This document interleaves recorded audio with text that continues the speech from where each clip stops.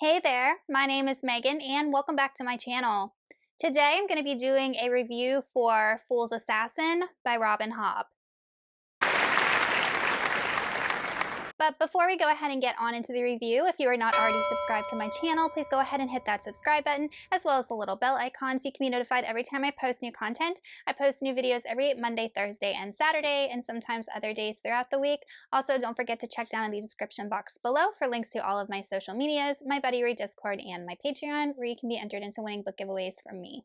Considering that Fool's Assassin is technically book 14 in Hobb's Realm of the Elderling series, it is going to be hard for me to do this review without some spoilers. So I'm going to go ahead and do a spoiler-free review first, and then I will do a spoilery review / discussion second, and I will put timestamps down below if you are interested in checking out one or the other. Fool's Assassin starts off about 10 years after the last book of the Tawny Man trilogy, and it even goes over like more years in this book. So I think total the time spent is probably between like 15 and 17 years, and I'm only just finished book 1 and that much time has already passed. So in the first book of the Tawny Man trilogy, Fitz was 35, and in the first book of Fitz and the Fool, he is 47. So we as readers have been following along Fitz since he was a little boy all the way up through adolescence, young adulthood, and now getting into more senior years. So it has just been such a pleasure to follow this character and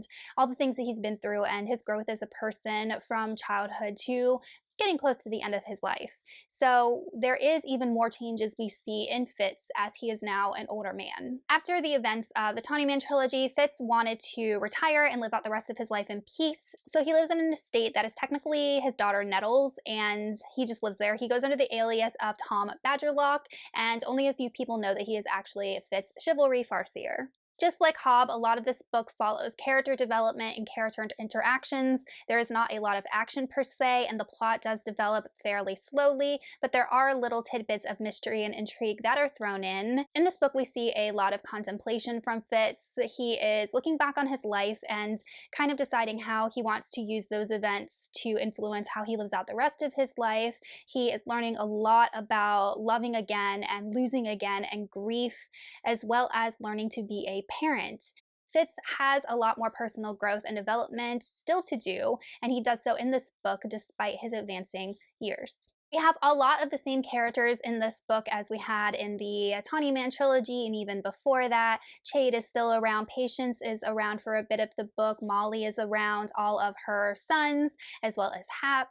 He has a small part still, who is Fitz's adopted son. Nettle, his biological daughter, is now the skill mistress to King Dutiful. And we also get introduced to two characters, Fitz Vigilant, who is the bastard of the noble Vigilant, and also a woman called Sean, who we still, throughout the whole first book, do not really know much about her.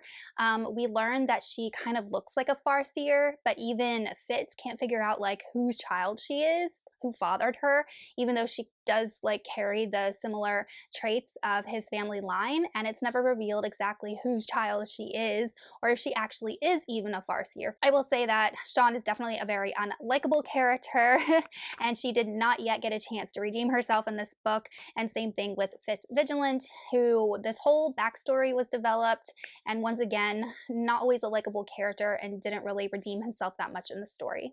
And lastly, we do have a new point of view in this book, which is wild because the entire Fitz series has only been Fitz's point of view, but in this case we get the point of view of Bee, and I really don't want to tell you anything about her much because that would spoil a lot for the book, but just know that it was quite a pleasure, in my opinion, to have a new point of view, especially from such an interesting character that is so vital to the plot.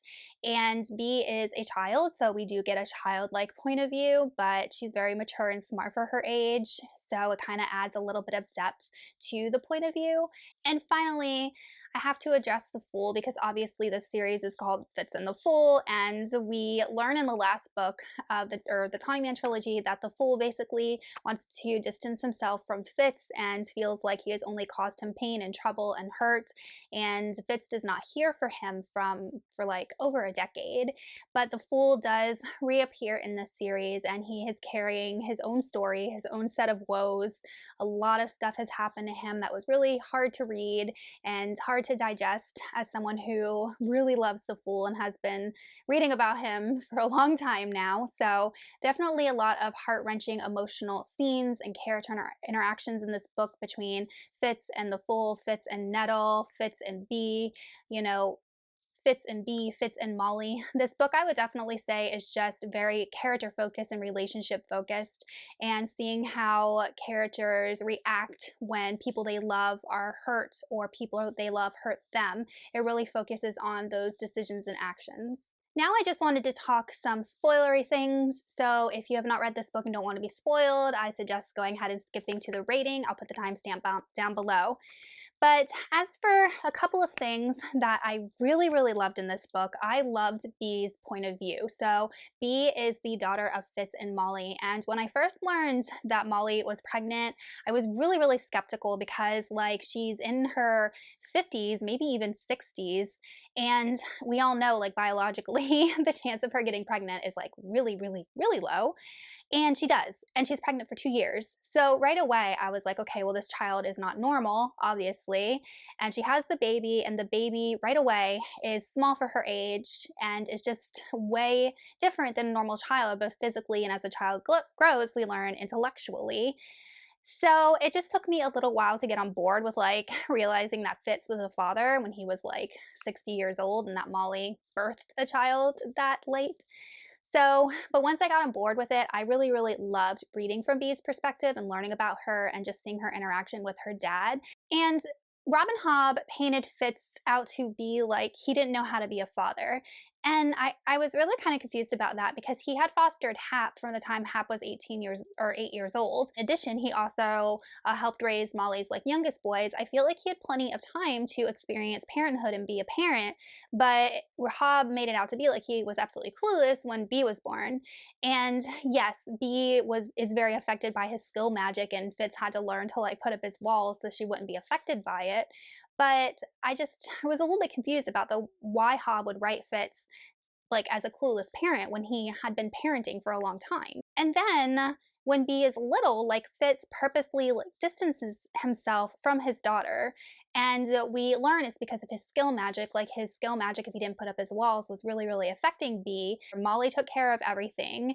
And I just didn't see that from him as a dad. I feel like Robin Hobb should have written him to do everything he could to be a part of Bee's life and get to know her, because when Molly dies, it's like he is raising a stranger. And I don't see Fitz doing that or being that way. And I don't know if Hobb wrote it that way to kind of add some conflict in or just maybe show the growth of the relationship between the dad and daughter, but I don't know, it just didn't sit well with me at first. But as the book progresses and as Bee gets older and after Molly dies, the two of them do become very close, and Bee is definitely a different child, so Fitz has to learn to understand her, and we all know Fitz is a very conflicted person himself and not always easy to understand, so Bee has to get to know him. And it was really nice and sweet to read about their relationship and how it grew stronger and how they grew to be a really good father-daughter pair. Having said that, I thought that Bee was a really, really well-written character because she's supposed to be at this point about 9 years old, and she definitely is very observant, very intelligent, but at the same time she is very childlike. So even though she is seeing the world and trying to understand the world, she's still seeing it from a child's perspective, and she doesn't yet have the wisdom or experience to understand adult nuances. So she's seeing them through like this childlike lens, and yet trying to rationalize them with an adult rationale. So it was this strange kind of point of view juxtaposition to see how she viewed the world and how she learned. And it was a really unique character, a really unique way to write a character. And quite frankly, I was gripped every time I read from one of her points of views, one of her chapters. And then finally, we have the Fool and kind of how Hobb expands the world and understanding of where the Fool comes from and the White Prophets and how that whole part of the magic system works. Because I feel like we've been given little tidbits up until now about exactly who the white prophets are, what their purpose is in the world, and exactly where they come from and their people. Like, I never had like a good concrete understanding of it, and I feel like this book gave me a lot more detail than any of the other books. So Fitz learns that the fool has a son, and right away he starts investigating like who could this boy absolutely be, because there are people that are hunting this son. But then after B is born, first off, we know that she's like a strange child. She's described exactly as a white prophet is. Like, she's incredibly fair-skinned, very light eyes, nearly white hair, just her whole demeanor and her whole like personality. Just for me, I was like, she's a white prophet. And I just found it kind of hard to see that Fitz couldn't put those pieces together. But I don't really know exactly how white prophets come to be. That part of Hobb's world hasn't been explained yet. So if I don't know and Fitz doesn't know, then he wouldn't assume that B was a white prophet. But just based off of like her physical description and how she acted, like for me, I was like, okay, there's some magic going on here, that she was birthed to be a white prophet. Obviously, it wasn't a natural birth. There has to be some sort of magical influence going on here. Maybe the fool had something to do with it. I don't know. I feel like there's a lot of questions going on surrounding B and white prophets and those people that will be answered in subsequent books. But it just kind of annoyed me that Fitz didn't put the pieces together, but I can see why he would be blind to it. But the people where these white prophets come from, this land where they come from, are hunting for the fool's son. We don't yet know why he is important, but for me personally, I was thinking, well, maybe B is the son, because we all know that no one really knows the fool's sex. Is he a male or female? He masquerades as both. So I'm thinking maybe white prophets are like unisex, or they're neither one nor the other. I don't really know, or they can transform it to one or the other. That has never really been explained, because the reader still doesn't know if the fool is male or female. So maybe there's some magic and mystery still surrounding that. So it would be easy to see that B could be confused as being a boy, because her people are able to go between both. So there was just a lot of questions raised around B's, like, not her parentage, but if she actually was a white prophet and how that magic kind of was superimposed into her. So I'm really excited to see how Hobb like expands that information and that part of the story, because it's a part of the world that has never really been delved into that much. Like I said, the Fool has just given little bits of information to Fitz over the time, but not enough for me, the reader, to put everything together. So I'm hoping that Hobb does that finally. And I really, really loved how Hobb actually wrote a couple of scenes in this book about how the prophecies are viewed from a white prophet, because B actually does have a prophecy, a couple prophecies in the book. And that's another thing. I don't understand how Fitz didn't see that she was a prophet, because she literally prophesied something and it happened, and he still didn't connect the dots. But there was a scene where B was at the market and she was dealing with a beggar who was actually the fool, and she has this prophecy. I absolutely loved how Hobb was explaining to the reader the way that a prophecy was viewed through B's eyes, and how there were all of these different threads that were spreading out to all of these different options and decisions that these people could make and where that could take them, and the fool's reaction to all of that and his warning to her. And I thought that was seriously the best scene of the book, because I don't really recall a scene like that in any of the other books, just about how a prophecy was actually experienced. But it would make sense, because we're reading from B's point of view and she's the one that's seeing the prophecies. So I love that. And I will say that ending, woo, I was not expecting that ending. I really was not, and it hit me hard, because I had gone through this whole entire book just falling in love with these characters, the household staff and Revel, and how brutally murdered these people were. Like, Revel was brutally murdered, and we can assume that some of the other servants and staff were too.